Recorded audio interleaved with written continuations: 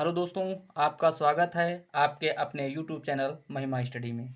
दोस्तों, चलिए आज हम लोग पढ़ते हैं बोर्ड की दृष्टि से बहुत ही महत्वपूर्ण क्वेश्चन। ठीक है दोस्तों, जैसा कि आप लोग देख पा रहे होंगे कि पहला क्वेश्चन दे रखा है, सिद्ध कीजिए कि अंडर रूट 3 एक अपरिमेय संख्या है। ठीक है दोस्तों, तो चलिए इसको हम सॉल्व कर लेते हैं। लेकिन सॉल्व करने से पहले कुछ हम प्रमेय समझ लेते हैं जो कि हमारी प्रश्नावली में दी गई है।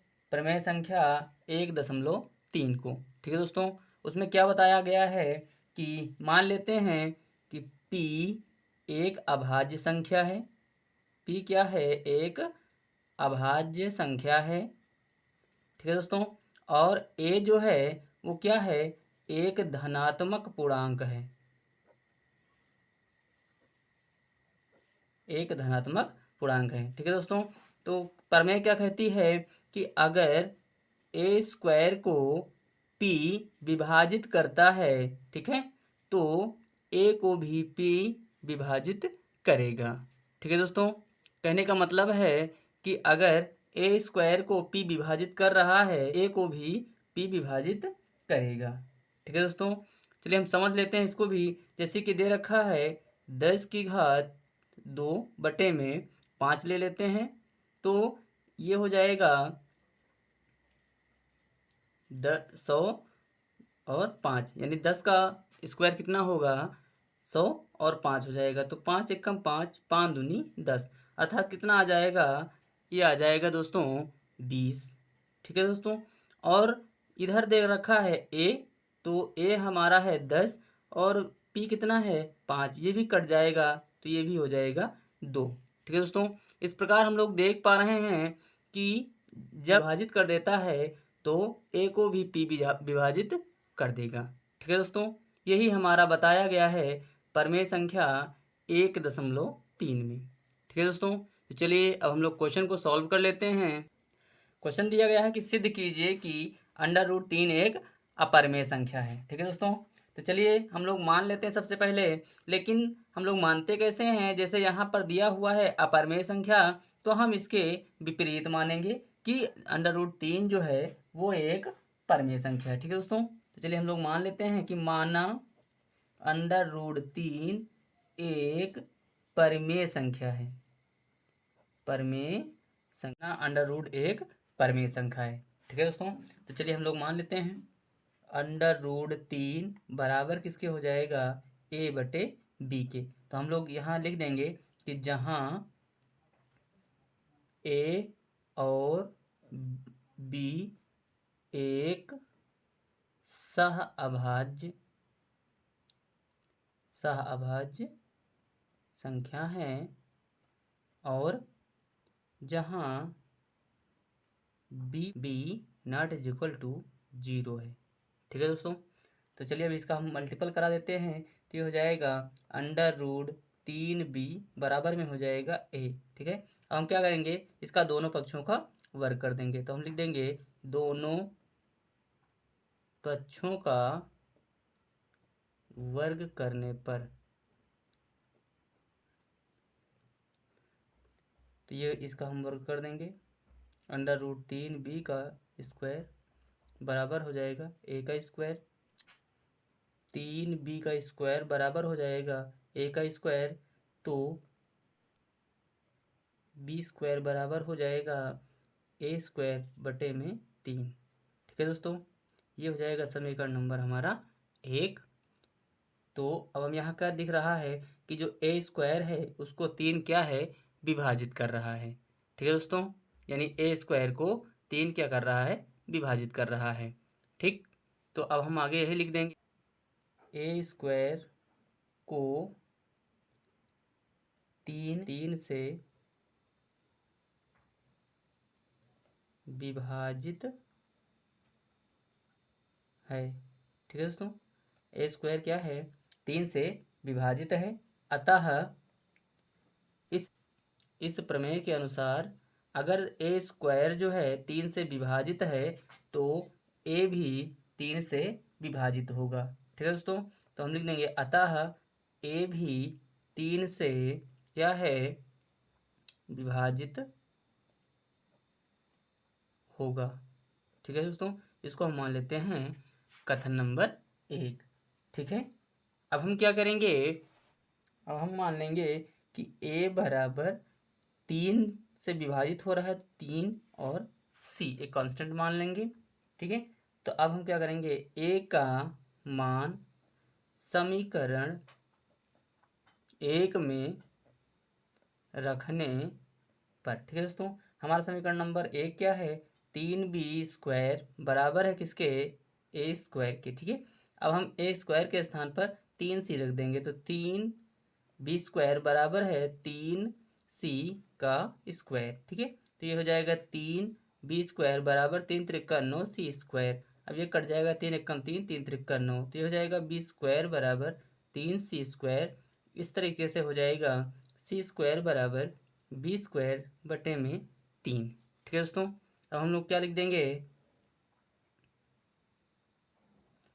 हम लोग लिख देंगे कि b² 3 से क्या है, विभाजित है, क्या है, विभाजित है, अतः b भी 3 से क्या होगी, विभाजित होगी, विभाजित होगी। ये हो जाएगा कथन नंबर बी। ठीक है, अब हम लोग क्या करेंगे, कथन ए और बी से। ठीक है, ए और बी से, तो ए और बी जो है उसका एक उभयनिष्ठ गुणनखंड क्या है, ए और बी का एक उभयनिष्ठ गुणनखंड 3 है। ठीक है, इसलिए ए और बी सह अभाज्य गुणनखंड नहीं है। ठीक है दोस्तों, इसलिए √3 एक परमेय संख्या नहीं है, अतः √3 एक कैसी संख्या है, अपरमेय संख्या है। आई होप ये क्वेश्चन आप लोगों को समझ में आ गया होगा। ठीक है दोस्तों, बढ़ते हैं नेक्स्ट क्वेश्चन की ओर। अगला क्वेश्चन दे रखा है दोस्तों कि सिद्ध कीजिए कि √2 एक अपरमेय संख्या है। ठीक है दोस्तों, तो चलिए हम इसको भी मान लेते हैं। यहाँ पर अपरमेय दे रखा है तो हम इसका सेम उल्टा मान लेंगे कि √2 एक कैसी संख्या है, परमेय संख्या है। ठीक है, चलिए हम मान लेते हैं, माना √2 एक परिमेय संख्या है। कैसी संख्या है, परमेय संख्या है। ठीक है, तो √2 बराबर हम a/b लिख सकते हैं, जहाँ a और b एक सह अभाज्य पूर्णांक हैं, सह अभाज्य पूर्णांक हैं। ठीक है, और b ≠ 0 है। ठीक है, अब हम क्या करेंगे, इसका गुणा करवा देंगे, तो हो जाएगा √2 b बराबर a। अब हम इसको क्या कर देंगे कि दोनों पक्षों का वर्ग करने पर। ठीक है दोस्तों, अब हम क्या करेंगे, दोनों पक्षों का वर्ग कर देंगे। वर्ग करने के बाद हम लोग क्या करते हैं, √2 b का स्क्वायर बराबर a का स्क्वायर। अब ये हो जाएगा 2b² बराबर में a का स्क्वायर। इसको हम लोग समीकरण नंबर मान लेते हैं 1, और क्या करते हैं, इसको हम लिख सकते हैं कि b² बराबर a² बटे में 2। ठीक है दोस्तों, इतना हो गया। अब हम लोग यहाँ लिख देंगे कि a² 2 से क्या है, विभाजित है, क्या है, विभाजित है। तो प्रमेय 1.3 के हिसाब से ए भी 2 से क्या होगा, विभाजित होगा। क्या होगा, विभाजित होगा। ठीक है, इसको हम मान लेते हैं कथन नंबर ए। ठीक है, इतना हो गया। और हम लोग क्या करेंगे, ये हो जाएगा ए बराबर 2c। ठीक है, हम क्या करेंगे, ए का मान समीकरण 1 में रखने पर। ठीक है, अब समीकरण 1 क्या है, 2b² बराबर a²। ठीक है, अब ए स्क्वायर के स्थान पर हम रखेंगे 2c, तो ये हो जाएगा 2b² बराबर 2c का होल स्क्वायर। तो ये हो जाएगा 2b² बराबर में 2 दूना 4c²। ये हो जाएगा 2 एक कम 2, 2 दूना 4, यानी b² बराबर हो जाएगा 2c²। 2c² बराबर हो जाएगा b² बटे में 2। ठीक है दोस्तों, चलिए हम लोग यहाँ भी लिख देंगे कि b² 2 से क्या है, 2 से विभाजित है, विभाजित है। अतः प्रमेय संख्या 1.3 के अनुसार। ठीक है, अतः b भी 2 से क्या होगी, विभाजित होगी, विभाजित होगी। ये हो जाएगा कथन नंबर 2। ठीक है, यानी कथन नंबर बी। ठीक है, इतना हो गया। अब हम लोग क्या करेंगे, यानी यहाँ लिख देंगे कथन ए और कथन बी से। ठीक है, हम लोग देख पा रहे हैं कि ए और बी का एक उभयनिष्ठ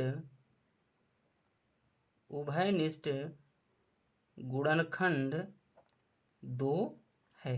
ठीक है दोस्तों, इसलिए ए और बी सहअभाज्य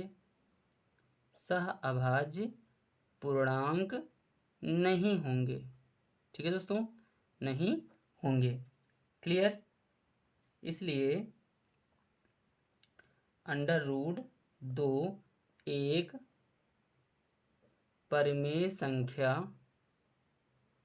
नहीं होगी।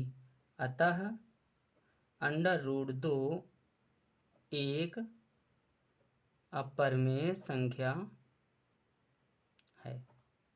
ठीक है दोस्तों, यही हमको क्या सिद्ध करना था। आई होप ये क्वेश्चन भी आप लोगों की समझ में आ गया होगा।